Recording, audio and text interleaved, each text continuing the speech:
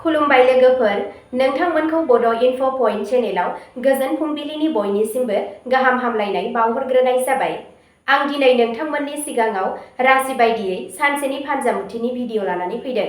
आसा खालामो नोंथांमोना भिडिअखौ नायना मोजां मोनगोन।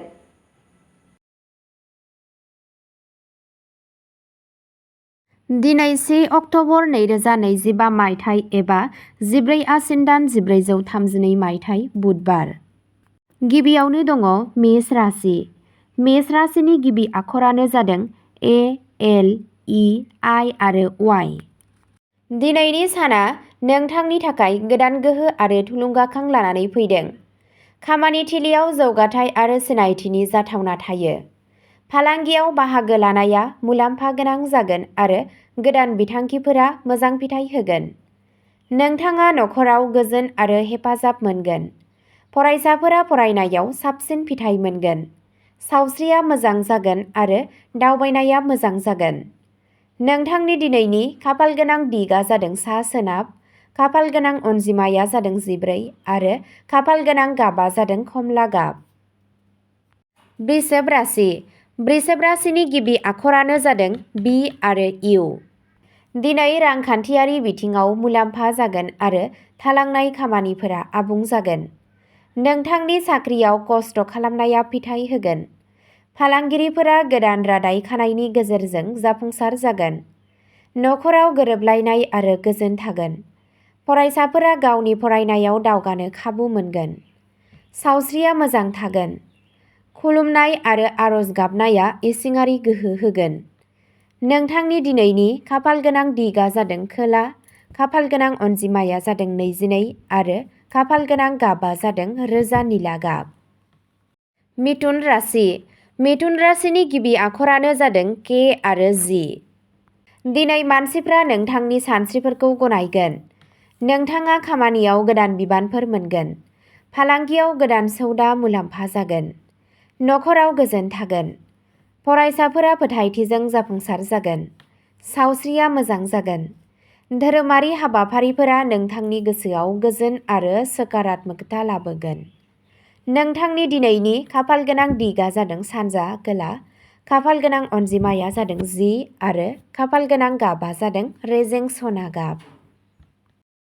कर्क राशि। कर्क राशिनि गिबि आखरानो जादों डि आरो एइच। दिनै नों खस्थ'नि गेजेरजों जाफुंसार जागोन। नोंथांनि साख्रियाव दावगानाय आरो गोदान खाबुफोर थागोन।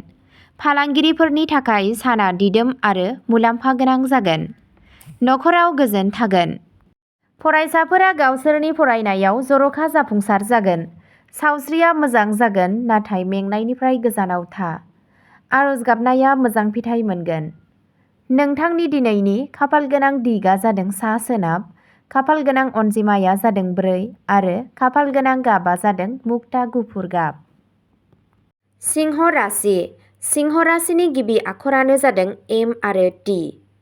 दिनै नोंथांनि व्यक्तित्वआ जोंखांगोन। नोंथाङा नोंथांनि साख्रियाव दावगानाय आरो गोदान माइल खुन्थियाफोरखौ मोनफुंगोन। फालांगियाव मुलाम्फा गोनां दरदाम जागोन। नखरनि गेजेराव रंजानाय आरो हेफाजाब थागोन। फरायसाफोरा खस्थ' खालामनानै मोजां फिथाय मोनगोन। सावस्रि मोजां जागोन आरो गोहोआ गोजौ थागोन। धोरोमारि हाबाफोराव बाहागो लायोब्ला नोंथांनि इसिङारि गोहोआ बांगोन। नोंथांनि दिनैनि खाफालगोनां दिगआ जादों सानजा साहा, खाफालगोनां अनजिमाया जादों 18 आरो खाफालगोनां गाबआ जादों रोजा गोमो गाब। कन्या राशि। कन्या राशिनि गिबि आखरानो जादों पि। दिनै नोंथांनि थाखाय जाफुंसारनाय आरो मान होगोन। नोंथांनि साख्रियाव गोदान खाबु मोनगोन।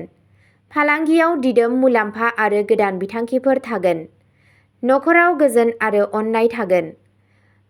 सावस्रिया मोजां थागोन। फुजा आरो ध्यानआ मोजां गोहो होगोन।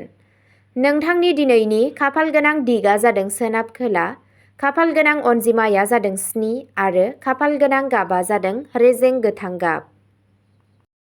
तुला राशि। तुला राशिनि गिबि आखरानो जादों आर। दिनै खाफाला नोंथांखौ आबुङै हेफाजाब होगोन। नोंथाङा नोंथांनि साख्रियाव दावगानाय आरो जाफुंसार जागोन। फालांगियाव गोदान रां थिसननाया मोजां जागोन।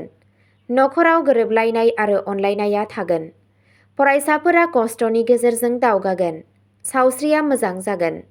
दान होनाय हाबाफोरखौ मावनाया मोजां फिथाइ होगोन। नोंथांनि दिनैनि खाफालगोनां दिगा जादों खोला सोनाब, खाफालगोनां अनजिमाया जादों 28 आरो खाफालगोनां गाबा जादों रेजें निला गाब। वृश्चिक राशि। वृश्चिक राशिनि गिबि आखरानो जादों एन। दिनै नोंथांनि नाजानाया फिथाइ मोनगोन। नोंथाङा खामानियाव मासि जौगाहोनाय आरो मान मोनगोन। गोदान फालांगियारि सौदाफोरा मुलाम्फा गोनां जागोन। नखराव गोजोन आरो हेफाजाब थागोन। फरायसाफोरा खस्थ' खालामनानै मोजां फिथाइ मोनगोन। सावस्रिया मोजां जागोन। धोरोमारि हाबाफोराव बाहागो लायोब्ला गोसोआ गोजोन मोनगोन। नोंथांनि दिनैनि खाफालगोनां दिगा जादों सोनाब साहा, खाफालगोनां अनजिमाया जादों 11 आरो खाफालगोनां गाबा जादों रोजा फान्थाव गाब। धनु राशि। धनु राशिनि गिबि आखरानो जादों भि आरो एफ। दिनै गोदान मोनफुंनाय फैगोन। नोंथांनि साख्रियाव जाफुंसारनाय आरो दावगानायनि मिजिं दं। फालांगिया मुलाम्फा आरो दिदोमथि लाबोगोन। नखराव हेफाजाब आरो सुखु गोजोन थागोन। फरायसाफोरा बादायलायनायाव जाफुंसार जागोन। सावस्रिया मोजां जागोन। सिबिनाय आरो दान होनायनि गेजेरजों मान मोनगोन। नोंथांनि दिनैनि खाफालगोनां दिगा जादों सा सानजा, खाफालगोनां अनजिमाया जादों 30 आरो खाफालगोनां गाबा जादों रेजें गलाब गाब। मकर राशि। मकर राशिनि गिबि आखरानो जादों जे आरो जेड। दिनै नोंथांनि खस्थ'नि गेजेरजों खामानिफोरा जाफुंगोन। नोंथाङा नोंथांनि साख्रियाव गोदान बिबान आरो जाफुंसारनाय मोनगोन। फालांगियाव मुलाम्फा गोनां दर-दाम जागोन। नखराव गोरोबलायनाय आरो अनलायनाया थागोन। फरायसाफोरा साबसिन दिन्थिफुंगोन। सावस्रिया मोजाङै थागोन। आरज गाबनाय, सिबिनाय आरो ध्याननि गेजेरजों गोसोआरि गोजोन मोनगोन। नोंथांनि दिनैनि खाफालगोनां दिगा जादों सानजा, खाफालगोनां अनजिमाया जादों 21 आरो खाफालगोनां गाबा जादों हाथफ्ला गाब। कुम्भ राशि। कुम्भ राशिनि गिबि आखरानो जादों एस।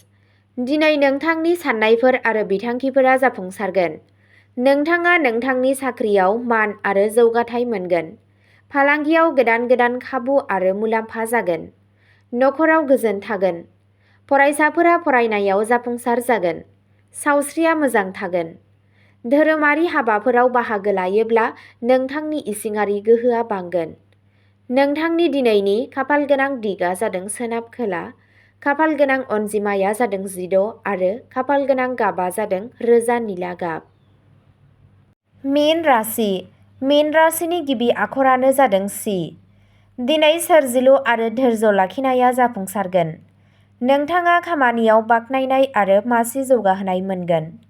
फालांगिया मुलाम्फा आरो गोदान खाबुफोर लाबोगोन। नखराव अननाय आरो हेफाजाब थागोन। फरायसाफोरा साबसिन फिथाइ मोनगोन। सावस्रिया मोजां थागोन। धोरोमारि हाबाफोराव बाहागो लायोब्ला इसिङारि गोहोआ बांगोन। नोंथांनि दिनैनि खाफालगोनां दिगा जादों खोला सानजा, खाफालगोनां अनजिमाया जादों 5 आरो खाफालगोनां गाबा जादों रेजें गोमो गाब। अब्ला दिनैनि राशि फरायथिनाया एसेनोसै। गोजोन्थों।